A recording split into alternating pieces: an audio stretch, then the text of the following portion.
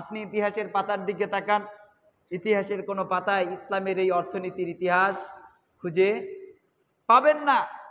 কারণ যারা আমাদেরকে অর্থনীতি শিখায়, যারা আমাদেরকে অর্থনীতির সবক দেয়, তারা আমাদেরকে স্কুল লাইফে শিখায় কিভাবে সুদ কষা যায়, তাই না?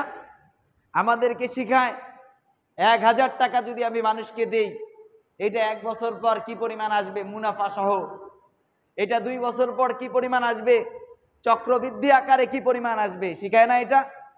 কিন্তু কখনো কোনো মুসলিম দেশে, যে দেশে দাঁড়িয়ে কথা বলছি, সে দেশেরও কোনো অঙ্ক কষানোর সময়, কোনো ম্যাথ করানোর সময় জাকাতের ক্যালকুলেশন শেখানো হয়েছে ক্লাস 1 থেকে মাস্টার্স পর্যন্ত।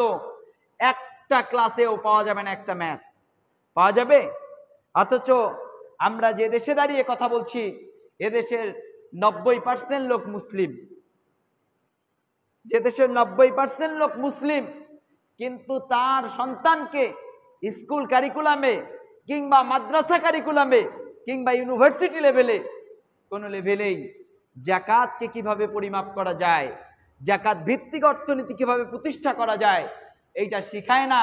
সে দেশের মাটিতে 1 দিন 2 দিন কেন 1000 দিন যদি সালাতুল ইস্তিসকা আদায় করা হয়, তাহলে আল্লাহ রাব্বুল আলামিন তার আকাশ থেকে রহমতের বৃষ্টি নাজিল করবেন না, বরং নাজিল করলে গজবের বৃষ্টি নাজিল করবেন। প্রিয় ভাই, আমরা সবাই হতাশ হই যে আল্লাহ রাব্বুল আলামিন এই উত্তপ্ততার মধ্যে কেন রহমতের বৃষ্টি নাজিল করছে না। বরং আমাদের ভয় হয়, যারা আলেম ওলামা, যারা কুরআন ও সুন্নাহ গবেষণা করে, তাদের বড় ভয় হয় যে আল্লাহ রাব্বুল আলামিন বৃষ্টি নাজিল করছে এটা নিয়ে ভয় না, বা বৃষ্টি নাজিল করছে না এটা নিয়ে ভয় না, আল্লাহ রাব্বুল আলামিন বৃষ্টির বদলে কবে আমাদের ওপর পাথর নিক্ষেপ করে এটা নিয়ে বড় ভয় হয়। কারণ আল্লাহ রাব্বুল আলামিন অতীতের অনেক জাতিকে স্টিরয়েড, হিটজন, আকাশ থেকে বড় বড় পাথরের খণ্ড নিক্ষেপ করে ধ্বংস করে দিছে না? কি কারণে দিছে?